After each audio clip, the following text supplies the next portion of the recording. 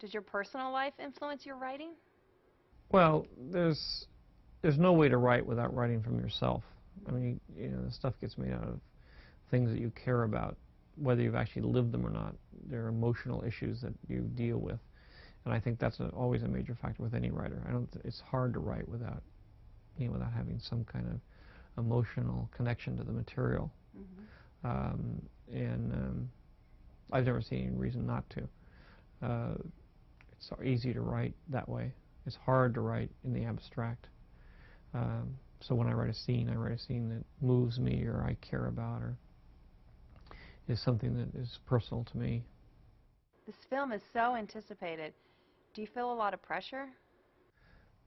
The fact that it's so anticipated allows me the freedom to sort of be creative in the way I'd like to be creative and not have to worry about what people think, you know, because on one level I'm going to get slaughtered no matter what I do, and on the other level, you know, some people will like it. But after you make a lot of movies, you understand that whatever you do, you're going to get trashed on one side, and some people are going to love it. Okay, tell me about your writing process. Toward the end of the day, I will summarize whatever I picked up during that day and put it into a notepad. I will also spend a small amount of time, an hour, probably at the most, working on an outline of scenes which I'm putting together, which ultimately will have approximately 50 scenes per movie. So I have to basically come up with 150 scenes. But if I come up with a few a day, pretty soon it'll lay itself out. And then toward the end of this process, around Christmas time, I will start really going through the outline and filling in all the blanks and finishing it and putting detail and that sort of thing. So that's basically what I'm spending my time doing from now until Christmas. Then in January is when I actually start the hard part, which is to start writing pages. As you write, how do your characters evolve? I have an idea for a character, and usually the character begins, you know, if the character doesn't come alive and accept its role, then it metamorphosizes into something else or another kind of character. Or, you know, you can take the various drafts of Star Wars, you can find the central characters.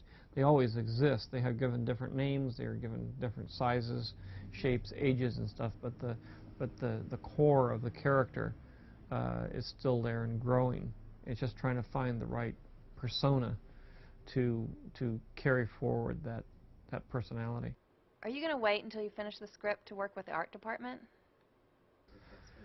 No, what I usually do is I get started on the screenplay once, you know, next February. So when I'm, you know, about maybe a quarter of the way through, a third of the way through the screenplay, then we will hire some graphic artists, designers, to start working with me.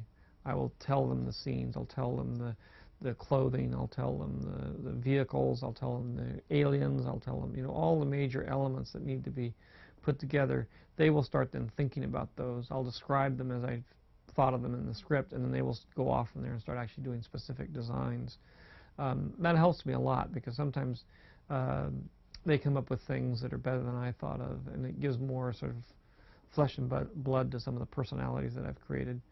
Do you think that you're going to be able to get closer to your vision on Episode 1 than you were with the original Star Wars? I don't know. I think I hopefully will be able to get closer to what I am putting down on the page and what I imagine things to be like. Part of it, I think, is age. When I was young, I had ambitions for something to be brilliant, and when it came less than brilliant, I was very upset about it. I mean, who knows? I mean, maybe it's better that way. The things that have come out that came out exactly the way I wanted them to come out have not been very successful.